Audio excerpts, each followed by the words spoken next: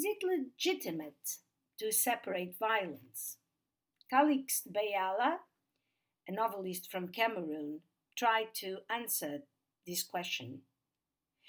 And I quote, "A woman sold or prostituted, a dictator who goes into the street, meets a man, and shoots him in the head, it is exactly the same. One should not separate the two worlds going into the depth of a human soul." What the author argues is that private and public violence have the same root, and therefore literature should treat them in the same way, because both concern men. Violence is expressed in the narratives as fragmentation, by breaking away from the me, from society, and from man. It is also necessary to refer to a series of authors who, within the urban literature, dramatize violence as a guideline for their formal organization, submitting the characters, plot, spaces, landscape to it, in which the stacked scenes of the present can only present, as an alternative to the fantasy offered by the masses on televisions today, a literature called by some critics as terrorist actuality. Today, as Françoise Gaspard has pointed out, although, for example, women that have long been assuming themselves as active subjects of migratory strategies and not just as supports that make them viable in the North, especially in Western Europe, even today, if women have this importance, the face of migration persists in being the face of a worker and therefore of a man. So, literature has found in the woman migrant one of the most powerful characters of migration literature, because she is not only a migrant, so she's already in a marginal area of society, but she's also a woman, so she's twice in the margins of society. She has a double, what we could call a double marginality of society. And she appears also in this urban literature that addresses violence and addresses the failings of equality and of democracy.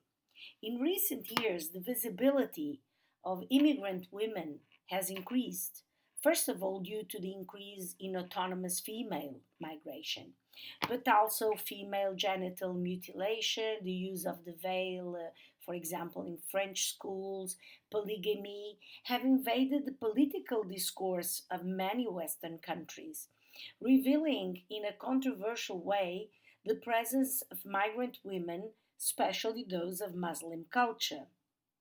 These questions, far from being the basis for a deep reflection on the integration of migrant women or on multiculturalism, were used as a pretext to view once again the cultural and religious elements of immigrants as disturbing. From being invisible, migrant women thus became diabolized. In this process, a rhetoric of othering emerges, that is, a discourse about the other, in this case about the other women, marked by the orientalization of others, by suspicion, or by the development of a fear towards her. In an image, this image is constructed, and this discourse is constructed to fixate the other. And the image that is attached to this other has consequences with regard to the analysis of situations of violence to which these women are subjected, especially in the countries of destination in the West. Stereotypes about immigrant women are easily created and disseminated. which reproduce in certain fundamental media, such as, for example, in the courts, the police, or in the assistance services. The stereotypes about these women are mostly based on three assumptions. They are passive, submissive beings, and unable to take care of themselves. They can be assimilated by Western culture, and they come from markedly patriarchal or violent cultures. Such assumptions carry several dangers.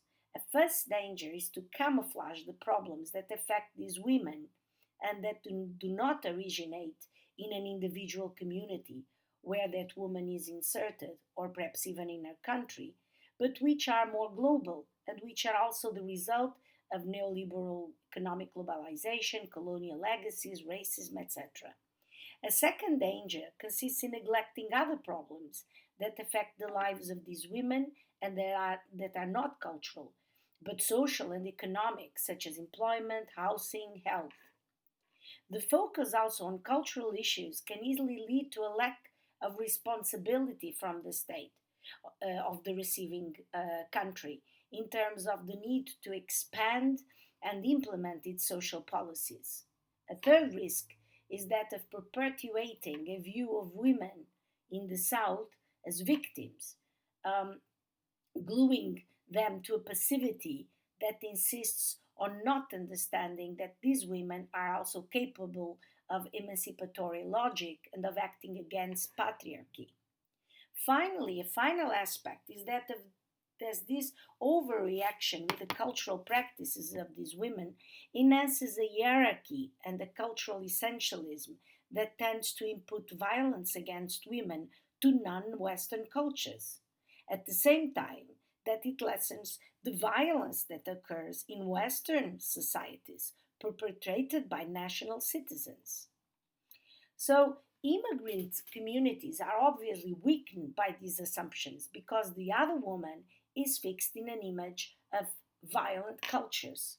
So, women are victims of their cultures, and sometimes we don't think that we are responsible for a society that enables women to have their own opportunities and to be free from violence. So, from one way, we have this stereotype and prejudice against against this culture, and at the same time, we have this attitude that we don't have to do anything about it because it is cultural. So, women in migratory is at the moment a rich theme for literature and for urban literature and for literature of migration. And it's very interesting, and I hope that literature makes us all act and think. So I hope also that migration and women and violence will be an awakening call for the readers.